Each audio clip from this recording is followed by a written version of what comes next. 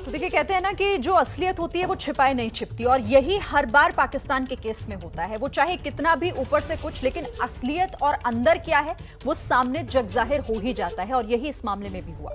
मेरे साथ इस पर बात करने के लिए इस वक्त हमारे साथ विवेक काटजू सर हैं, अफगानिस्तान में भारत के पूर्व राजदूत रह चुके हैं, और साथ ही lieutenant general retired Gurmeet Singh भी हमारे साथ हैं। आप दोनों का बहुत स्वागत। लेकिन विवेक काटजू जी, मैं शुरुआत आपसे करना चाहती हूँ, क्योंकि तालिबान रिटर्न्स पर ऐसा लग रहा था जैसे सबसे ज्यादा खुशी पाकिस्तान को हुई है, क्योंकि इमरान खान तो यहां तक कह गए थे कि ये गुलामी की जंजीरों को तोड़ा है अफगानिस्तान में।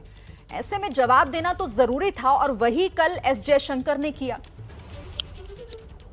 विदेश मंत्री साहब ने ठीक बताया दुनिया को कि आतंकवाद का सफाया होना चाहिए, और अगर आतंकवाद चलता है तो हर दुनिया के हर देश को खतरा है।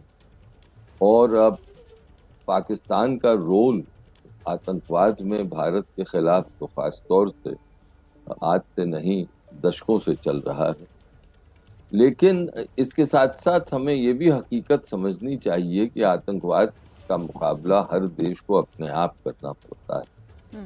अंतर्राष्ट्रीय समुदाय को कितना भी हम गुहार लगाएं, कितना भी किसी देश को हम एक्सपोज करें, अनुभव यही दिखाता है कि हर देश अपना हित देखता है।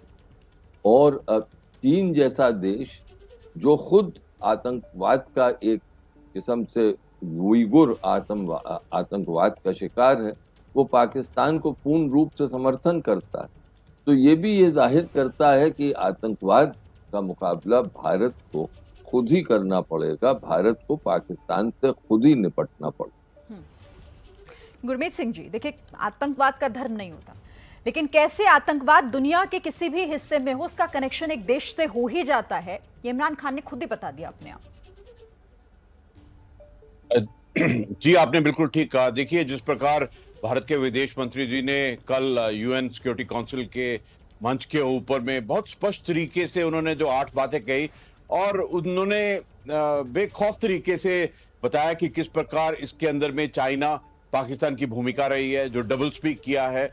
इसके अलावा जो टेररिस्ट ग्रुप्स हैं, स्पेशली पाकिस्तान के देखें तो एलईटी और जेईएम, जिन्होंने इस तालिबान के ऑफेंसिव के अंदर में हिस्सा लिया है, और इसके अलावा जो आईएस का हक्कानी नेटवर्क के बारे में बिल्कुल सीधे सीधे कहा है। देखिए, ये जो चुनौती है टेररिज्म की, रेडिकलाइजेशन, फंडामेंटलिज्म, एक्सट्रीमिज्म और जिहादिज्म की, ये पूरे विश्व के लिए है।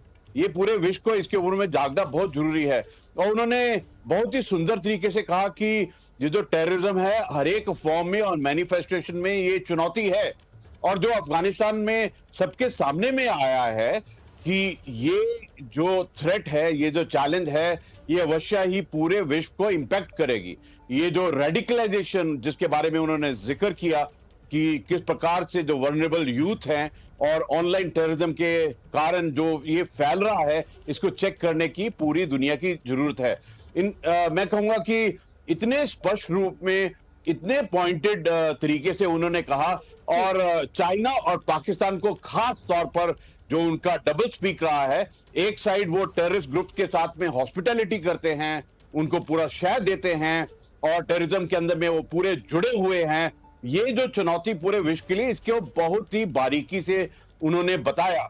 मैं तो कहूंगा कि देखिए, जो एक बड़ा अच्छा उन्होंने उदाहरण दिया कि जो कोविड और टेररिज्म है, ये दोनों का एक है कि जब तक ये पूरी तरह से नहीं जाता है तो ये हमारे सबके लिए मुश्किल है। इसलिए जरूरत है कि टेररिज्म जिस प्रकार कोविड का खतरा है, उसी प्रकार सबके लिए खतरा है। ये नहीं है कि ये एक के लिए है, दूसरे के लिए नहीं है। और मैं ऐसा सोचता हूं कि देखिए, जो अभी अफगानिस्तान के अंदर में हुआ है, जो ट्रेजेडी हुआ है, उसके अंदर में सबसे जो बड़ा ब्लेम है वो पाकिस्तान को जाता है, क्योंकि ये पिछले न जाने कितने सालों से 1994 से तालिबान को रेज कर रहा था। उनको फंडिंग, उनके अंदर में जो फंडामेंटलिज्म का एक जो मैं कहूंगा कि एक जो बीज बोया है, जो टेररिज्म पे उनको रखा है, और जिस प्रकार से उन्होंने चाइना का जो इस एक्सिस है, टेरर की एक्सिस इसमें जोड़ा है, ये सबसे बड़ी। और देखिए, चाइना इतना बड़ा देश है, बिलियन प्लस का देश है, और वो पहले भी जो मसूद अजहर है उनको सपोर्ट करता था। जब भी कोर्ट ऑफ आर्टिब्रेशन के अंदर में जो था वहां पर भी सपोर्ट करता था। अभी तो एक टेररिस्ट ऑर्गेनाइजेशन को उसने पूरी तरह से सपोर्ट किया है और ये भी कहा कि जो 2008 का मुंबई अटैक हुआ था उसके बाद में जो 2016 के अंदर में पठानकोट एयरबेस पर और 2019 पुलवामा, उससे पूरे दुनिया ने देख लिया है। और ये बहुत सुंदर बात कही कि देखिए ये जो चुनौती है इसका जो सामना है हमको खुद करना पड़ेगा। और इसमें जो दोहरा चरित्र दोनों ही देशों का, चाहे हम पाकिस्तान की बात कर लें या फिर चीन की बात कर लें, आतंकवाद को लेकर अंतर्राष्ट्रीय पटल पर रोना हो लेकिन पीठ पीछे उसे पालना और पोसना हो, पर भारत ने हमेशा उसे साफ किया और दुनिया के सामने रखा है। आप दोनों मेरे साथ रहिएगा, इस बातचीत को हम आगे भी बढ़ाएंगे, जो भी होगा आगे उसी हिसाब से कदम उठाएंगे। लेकिन आप क्या देख रहे हैं भारत के लिहाज से? मैं ये देख रहा हूं कि जमीनी हकीकत अफगानिस्तान में एक पक्ष की तरफ जा रही। मैं ये भी देख रहा हूं कि इस वक्त अफगानिस्तान में केंद्रीय सरकार का या केंद्रीय शासन का गठन नहीं हुआ जी।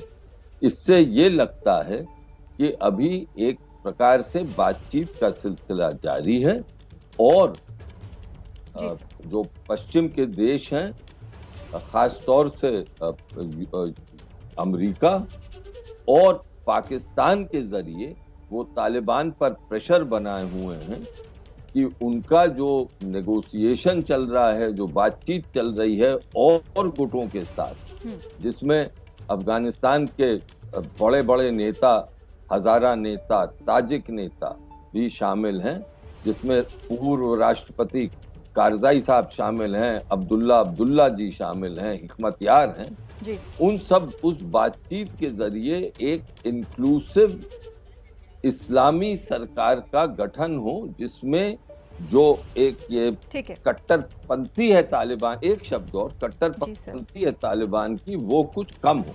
लेकिन मुझे शक है कि ये जो सिलसिला अभी चल रहा है बातचीत का, वो सफल होगा। ठीक है गुरमीत सर, सैन्य सुरक्षा के लिहाज से आप इसे कैसे देख रहे हैं इस परिस्थिति को?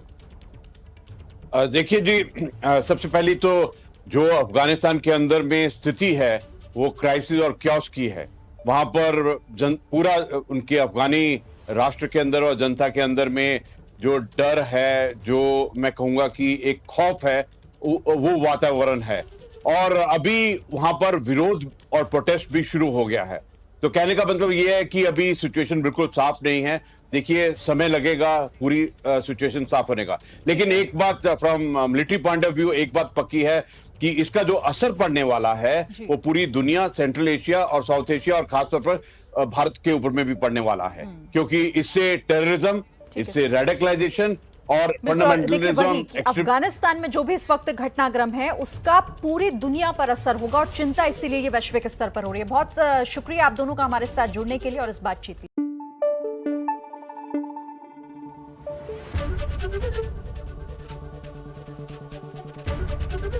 एबीपी न्यूज आपको रखे आगे।